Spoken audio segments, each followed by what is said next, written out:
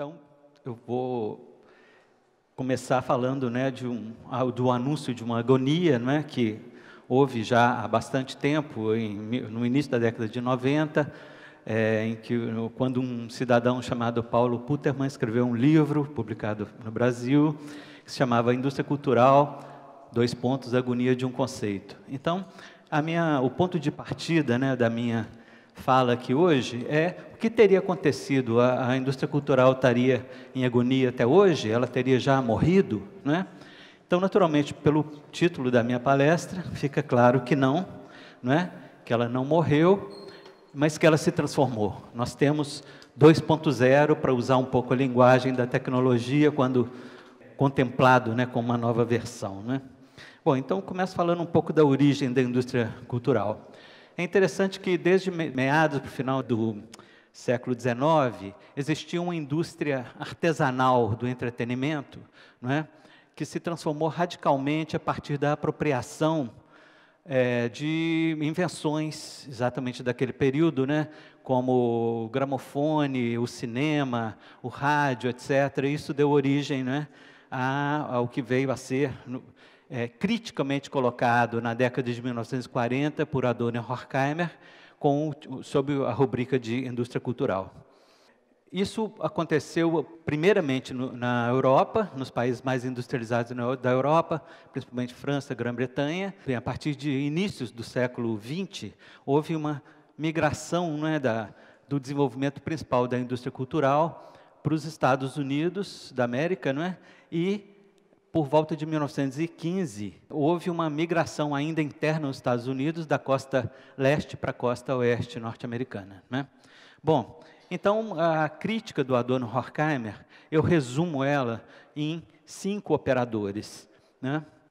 A manipulação retroativa é o primeiro, o segundo é a usurpação do esquematismo, terceiro, domesticação do estilo, quarto, despotencialização do trágico, e 5 é o fetichismo da mercadoria cultural.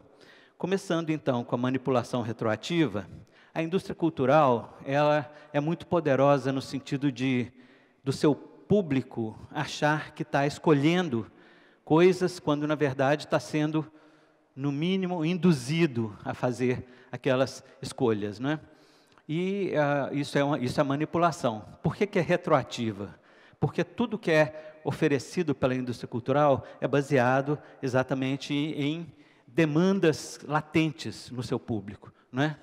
Então, existe uma série de mecanismos que eu vou dizer depois que hoje são muito mais aperfeiçoados nesse sentido, né?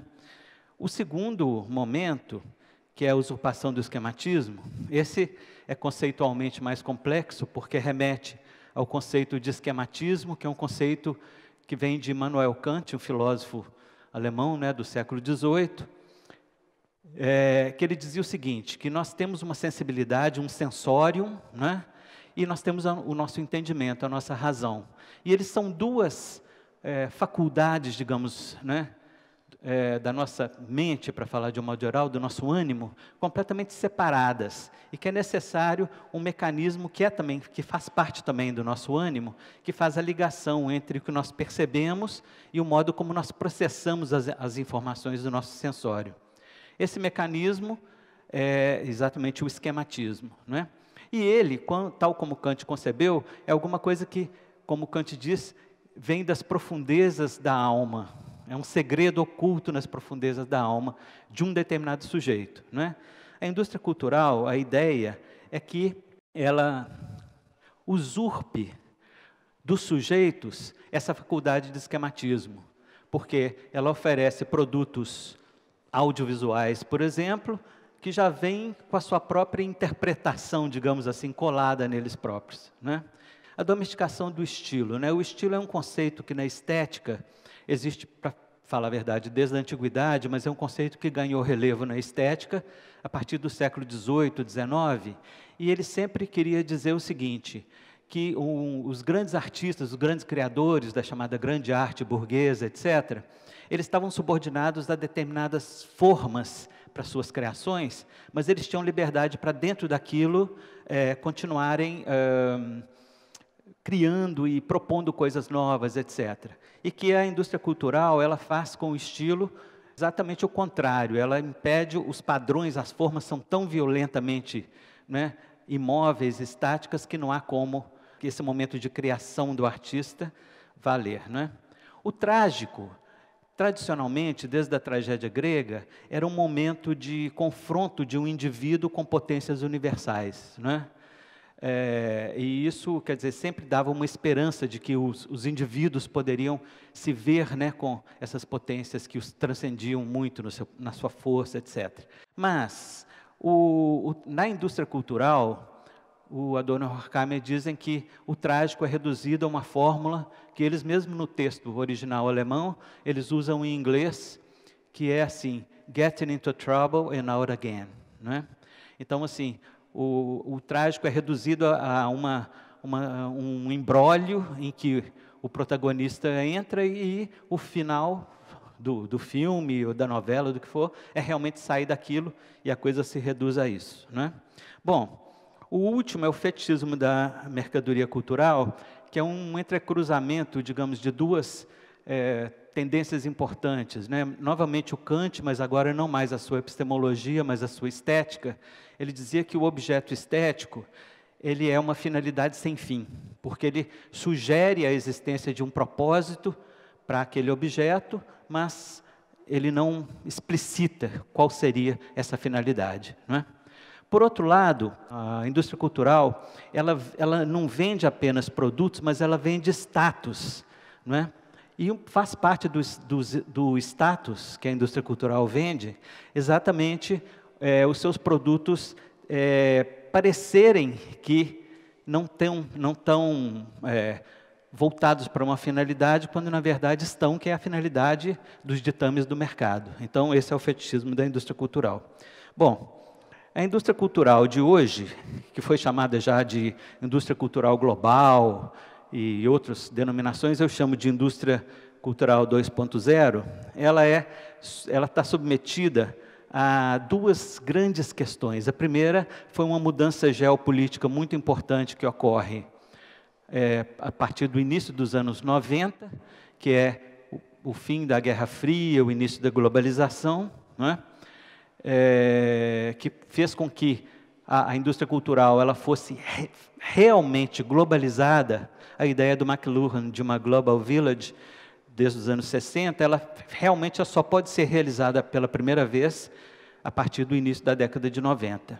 Então, esse é um fenômeno. O outro fenômeno é a questão da matriz tecnológica, não é? Então, o registro, não é? A geração e a transmissão de mensagens, principalmente audiovisuais, pela digitalização, não é? Então, eu gostaria de passar rapidamente em revista esses 5 operadores que eu uso para estudar a indústria cultural do ponto de vista da indústria cultural 2.0. A manipulação retroativa, como eu sugeri, ela dependia muito de realização de pesquisas de opinião para saber quais eram as necessidades latentes do público e oferecer produtos que atendessem essa demanda, dando uma formulação que fosse mais interessante não para o próprio público, mas para os centros de poder, né, econômico, político, etc., né?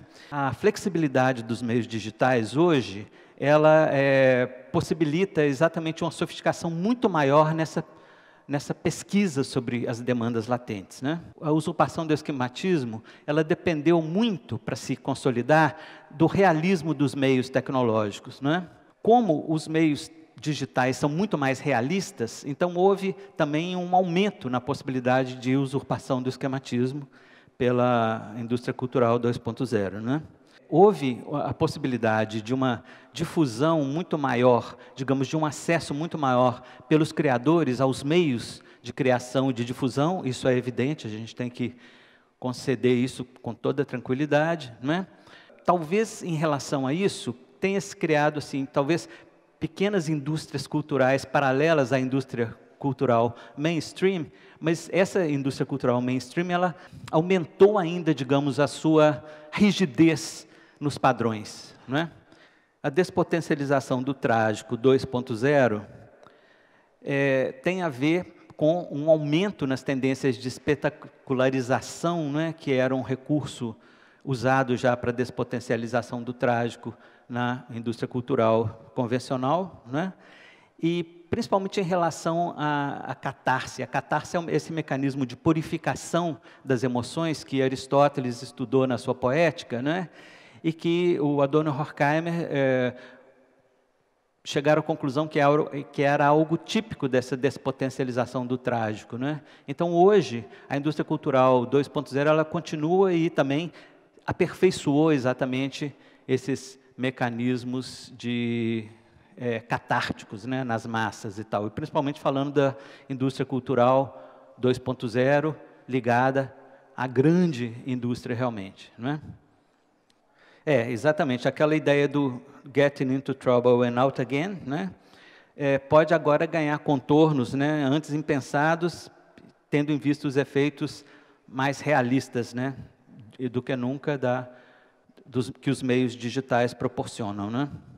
A indústria cultural convencional, ela dependia muito da escala dos produtos. Prensar discos de vinil era muito caro e só valia a pena prensar milhares de discos, etc. Hoje, quer dizer, um criador pode gravar o seu álbum em casa, né, num home studio, com relativamente poucos recursos e com uma qualidade impensável, até muito melhor para a época, etc., né? Então, diante desses novos recursos da indústria cultural, o que acontece é que ela se diversifica, não é? A indústria cultural 2.0, e no que tange ao fetichismo, ocorre uma segmentação muito maior dos meios da indústria, não é?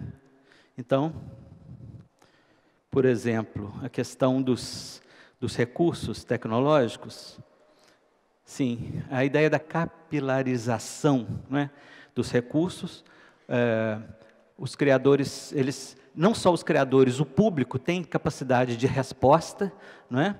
Isso tem a ver com o fetichismo e a segmentação que eu estava falando, e agora para encerrar, a segmentação, ela é uma customização, né, que ocorre, na verdade, né?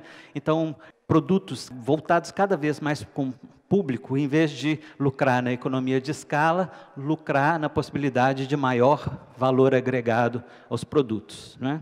Termino, né, a minha exposição perguntando, né, porque eu estudo esse assunto da indústria cultural global, 2.0, há mais de 10 anos, 15 anos talvez, e eu próprio sempre tenho que rever meus pontos de vista exatamente pelo desenvolvimento tecnológico, que tornam, às vezes, quase obsoletas afirmações que eu fiz 1 ano, 2, 3 anos atrás, não é?